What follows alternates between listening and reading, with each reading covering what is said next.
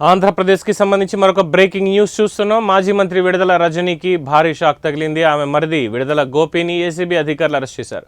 AP పోలీసులు ఆయన Hyderabad financial district గచ్చిబౌలిలోని అదుపులోకి తీసుకున్నారు. అరెస్ట్ చేసి గచ్చిబౌలి పోలీస్ స్టేషన్కి తరలించారు. తర్వాత అక్కడి నుంచి ట్రాన్సిట్ మీద విజయవాడకు తరలించే అవకాశం ఉంది. స్టోన్ క్రషర్ యజమానిని బెదిరించి 2.5 కోట్ల రూపాయలు వసూలు చేశారనే ఆరోపణలపై కేసు నమోదు చేసిన పోలీసులు తాజాగా అరెస్ట్ చేశారు.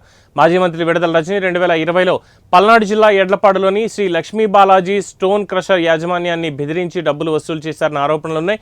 విజిలెన్స్ తనిఖీల పేరుతో బెదిరించి 2,20,00,000 రూపాయలు వసూలు చేశారని ఫిర్యాదులు అందాయి. దీంతో ఈ ఏడాది మార్చిలో ఏసీబీ విడుదల రజనీ మీద కేసు నమోదు చేయగా మాజీ మంత్రి విడుదల రజనీని పోలీసులు A1గా చేర్చారు. ఆమెతో పాటు ఐపీఎస్ అధికారి జాషువాను A2గా చేర్చారు. రజనీ మరిది గోపిని A3గా, రజనీ PA దొడ్డ రామకృష్ణని A4గా పోలీసులు పేర్కొన్నారు.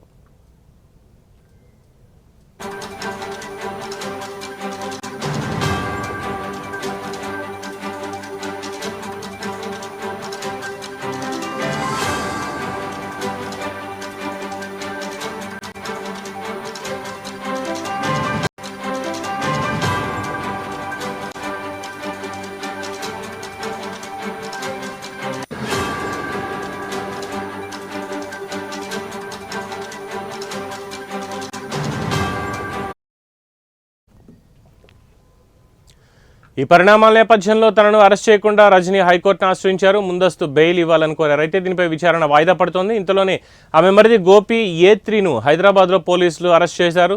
సో దీంతో ఈ కేసులో ఏం జరుగుతుందా ముందు అంటూ చాలామంది ఆసక్తిగా ఎదురు చూస్తున్నారు. మొత్తానికి విడుదల రజనీకి మాత్రం కూటమి ప్రభుత్వం షాక్ ఇచ్చినట్టుగానే చెప్పుకోవాలి. ముఖ్యంగా లక్ష్మీ బాలాజీ స్టోన్ క్రషర్ యాజమాన్యాన్ని అధికారంలో మంత్రి పదవిలో ఉండగా బెదిరించి ఆ అధికారాన్ని అడ్డం పెట్టుకొని ఇష్టారీతిన వాళ్ళని ఇబ్బందులకు గురి చేయడాన్ని సీరియస్గా తీసుకున్నారు. కంప్లైంట్ వచ్చిన తర్వాత ఏసీబీ కేసు నమోదు చేయడం, ఈ నేపథ్యంలోనే ఐపీఎస్ జాషువాని కూడా గతంలో దీనికి సంబంధించి విచారణకు పిలిచి పూర్తి స్థాయిలో విచారణ అయితే చేశారు.